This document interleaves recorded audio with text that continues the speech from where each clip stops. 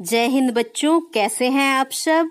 आशा करती हूँ आप सभी अच्छे से होंगे। तो आप सभी का आज की कक्षा में स्वागत है। तो चलिए आज हम कुछ बातें कर लेते हैं। तो आप अपने चारों ओर बहुत तरह की गंदगी देखते हैं और वो गंदगी कौन फैलाते हैं? तो हम ही फैलाते हैं वे गंदगी। तो कौन कौन सी गंदगी आप अपने चारों ओर देखते हैं? तो आप अपने चारों ओर देखते होंगे कि बहुत तरह के कूड़ा करकट चारों ओर फैल जाता है। प्लास्टिक के टुकड़े, खाली जो पैकेट होते हैं उसके टुकड़े, कांच के टुकड़े, प्लास्टिक की बोतल, प्लास्टिक की बाल्टी, तो इस तरह से चारों ओर बहुत तरह की गंदगी आप देखते हैं। तो ये जो गंदगी होती है इसको फैलाते कौन है? हम ही फैलाते हैं। लेकिन चारों ओर इस तरह से गंदगी फैलाना क्या अच्छी बात है? नहीं है, क्योंकि इससे हमको बहुत नुकसान हो सकता है। तो इसलिए हमारे देश में स्वच्छता को बढ़ाने के लिए, साफ सफाई के लिए बहुत सारे कदम उठाए गए हैं। स्वच्छ भारत अभियान चलाया जा रहा है जिससे भारत को स्वच्छ किया जा सके। तो जब भारत सरकार के द्वारा इतना बड़ा कदम उठाया जा रहा है स्वच्छता के लिए, तो हम भी क्यों ना इस स्वच्छता में भाग लें और ये समझने की कोशिश करें कि किस तरह से हम अपने आसपास को स्वच्छ कर सकते हैं और किस तरह से गंदगी को फैलने से रोक सकते हैं। तो इसको हम जानेंगे कैसे? तो चलिए पाठ के माध्यम से इसको जानने का कोशिश करें। तो चलिए आज की पाठ शुरू करते हैं। तो आज हम पढ़ेंगे पाठ 15, स्वच्छता की ओर बढ़ते कदम, स्टेप्स टुवर्ड्स क्लीनलीनेस। तो आज हम स्वच्छता के बारे में पढ़ेंगे। आप देखेंगे कि आपके विद्यालय में कोई समारोह होता है, तो जब समारोह की समाप्ति होती है तो आपका विद्यालय कैसा दिखता है? तो जब समारोह होता है तो बड़ा अच्छा लगता है, अलग अलग तरह के प्रोग्राम होते हैं तो बहुत आनंद आता है। लेकिन जब समारोह समाप्त होता है तब हम देखते हैं कि हमारे चारों ओर बहुत तरह की गंदगी फैल जाती है। जैसे यहाँ चित्र में दिख रहा है, समारोह समाप्ति के बाद का दृश्य यहाँ दिखाया गया है। तो कितनी गंदगी फैली हुई है। प्लास्टिक का टुकड़ा है, चॉकलेट के रेपर्स हैं, पेपर प्लेट हैं, प्लास्टिक का ग्लास है, कागज के टुकड़े हैं, फूल हैं। तो इधर उधर सारी चीज बिखरे नजर आ रहे हैं। तो आपको कैसा अनुभव होता है जब ऐसा गंदगी दिखता है? तो इस स्थिति में आप क्या करते हैं? और ये बिखरी हुई जो वस्तुएं हैं ये कहाँ से आई? क्या इन्हें बिखेरने के बजाय व्यवस्थित नहीं किया जा सकता था? तो ये बहुत सारे सवाल हैं जो हम अपने आप से भी पूछ सकते हैं कि क्यों इतनी गंदगी फैली है, क्यों हमने उसको नहीं रोका।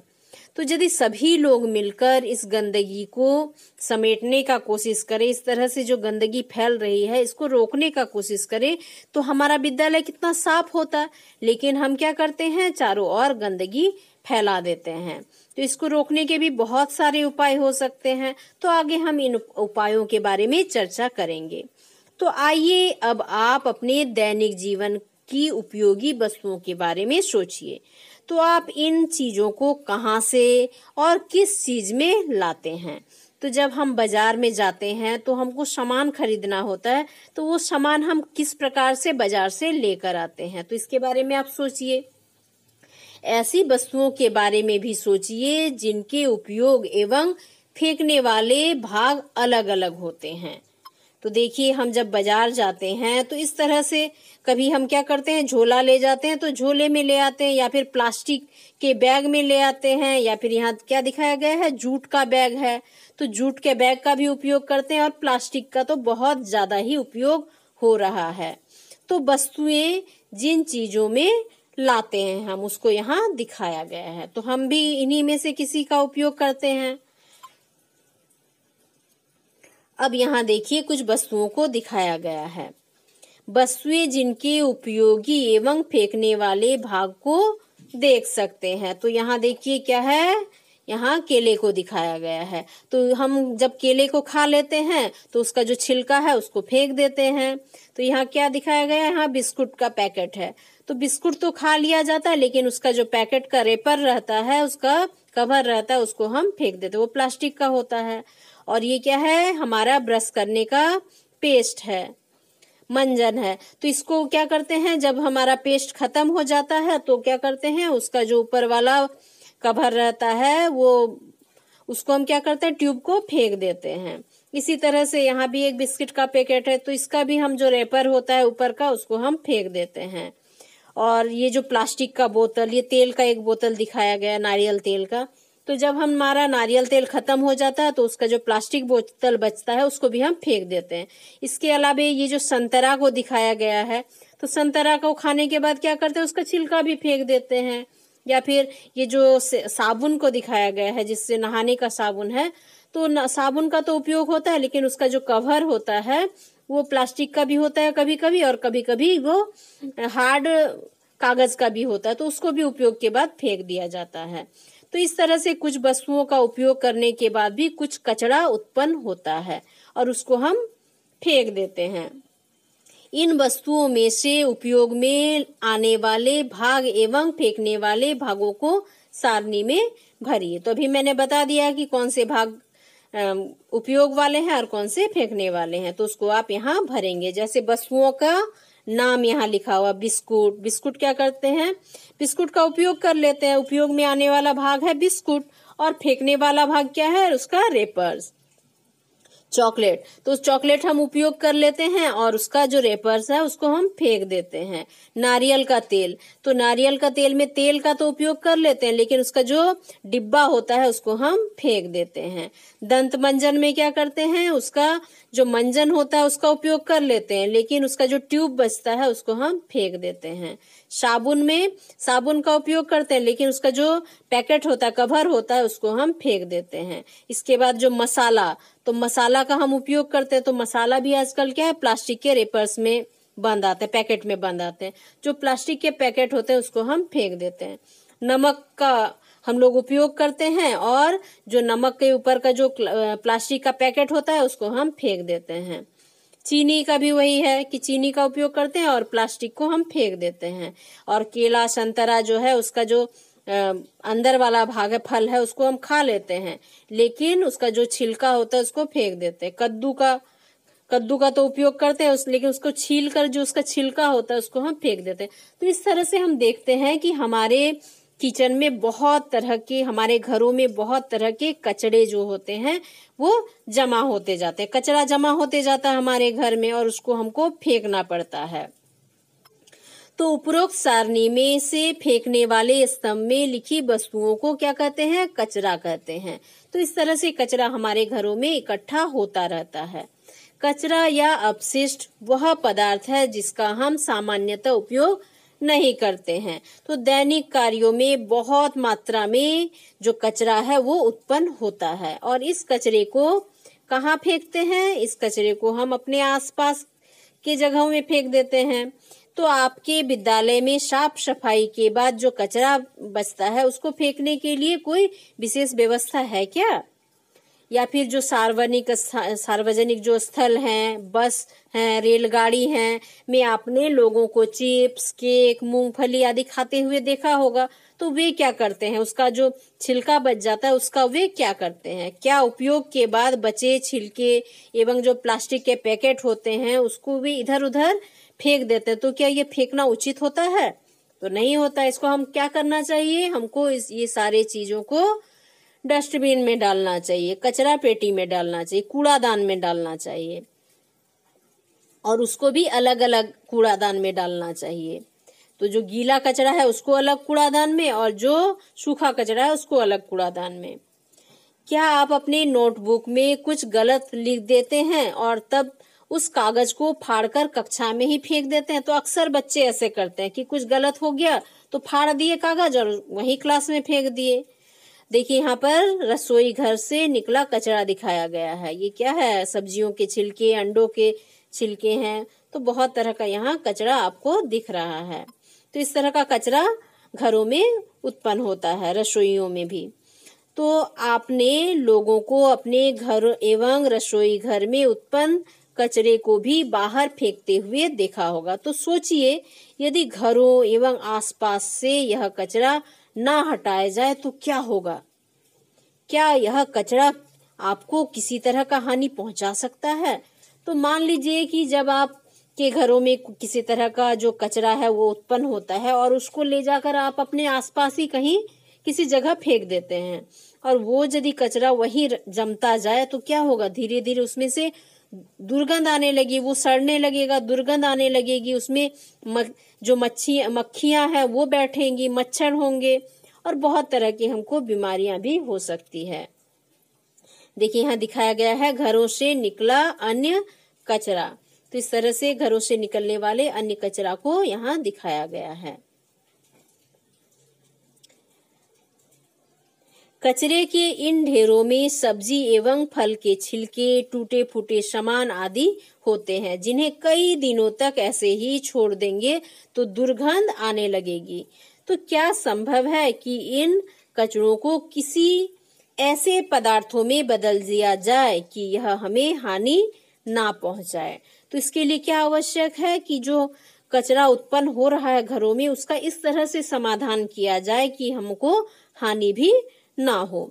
क्या हम इस दिशा में किसी प्रकार से कुछ अपना योगदान दे सकते हैं?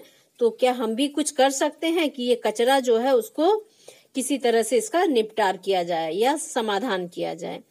तो इसका उत्तर ढूंढने के लिए हमें कचरे के निपटान पर चर्चा करना होगा कि किस तरह से ये जो कचरा उत्पन्न हो रहा है इसको हम निपटान करें, क्योंकि ये एक बहुत बड़ी समस्या है। आप अपने आसपास कचरा होते देखते ही होंगे, तो ऐसा कोई बच्चा नहीं होगा जो अपने आसपास कचरा ना देखा हो। तो हमारे घरों के आसपास इस तरह के, क्योंकि घरों से कचरा उत्पन्न होता ही है, तो जब होता है तो उसको आसपास फेंक दिया ही जाता है।